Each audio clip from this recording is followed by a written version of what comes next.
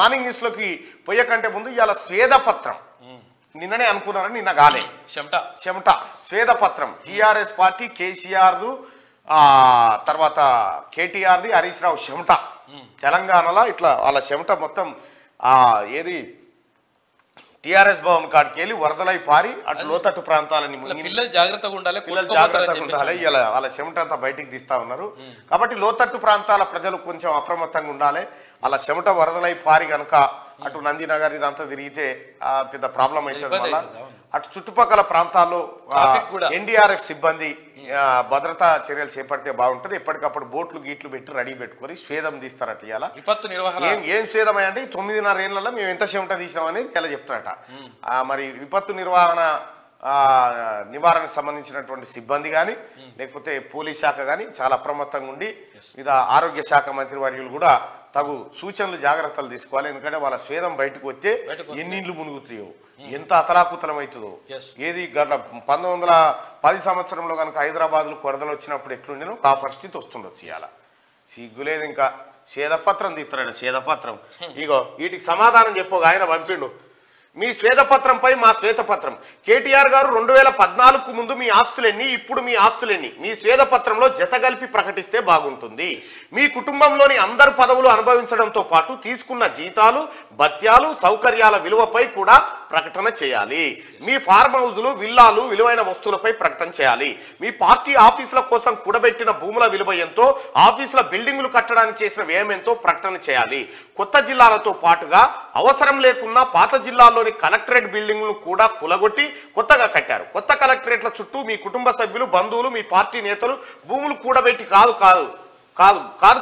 భూములు కొల్లగొట్టి విలువైన రియల్ ఎస్టేట్ వ్యాపారాలు చేశారు వాటిపై కూడా స్వేదపత్రం వేయాలి సార్ ఔటర్ రింగ్ రోడ్ 30 ఏళ్ల లీజ్ వ్యవహారంపై బహిరంగ ప్రకటన చేస్తే బాగుంటుంది కేటీఆర్ గారు మీ పార్టీ దేశంలోనే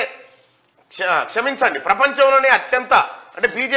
బీజేపీ తర్వాత లేండి సంపన్నమైన రాజకీయ పార్టీ ఏ ప్రాంతీయ పార్టీ కూడా మీ పార్టీ అంత సంపన్నమైన పార్టీ కాదు అది 10 సంవత్సరాలలో మీకు సాధ్యమైంది 60 ఏళ్ల నుంచి ఉన్న ద్రవిడ పార్టీలకు కానీ 40 ఏళ్ల నుంచి ఉన్న తెలుగుదేశం పార్టీ కానీ అది సాధ్యం కాలేదు ఆ రహస్యంపై కూడా స్వేదపత్రం వేయాలి చిన్న దొరగారు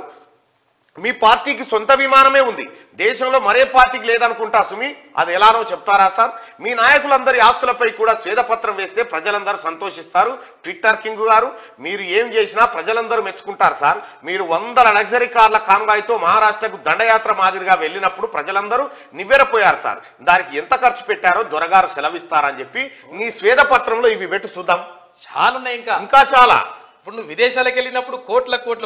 లగ్జరీ లైఫ్ నీ ప్రైవేట్ జెట్లు నీ కథా కార్ఖానా వీటిపైన స్వేదపత్రాన్ని రిలీజ్ చెయ్యాలా ఇలా స్వేదపత్రాన్ని రిలీజ్ చేస్తా అంటున్నావు కదా ఇవి చెప్పు ఫస్ట్ తెలంగాణ రాష్ట్ర ప్రజలారా కేసీఆర్ ఏడువాడిలో రాష్ట్రం అప్పుల పాలైంది ఇలా పార్టీ బీఆర్ఎస్ పార్టీ మాత్రం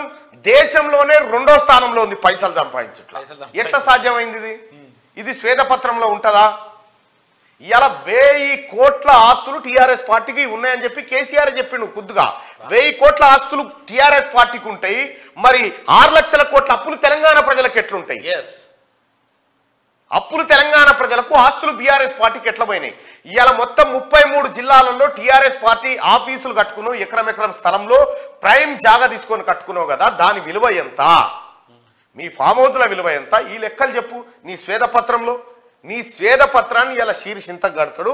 సుదర్శన్ అన్నకి అప్ప చెప్పిన పని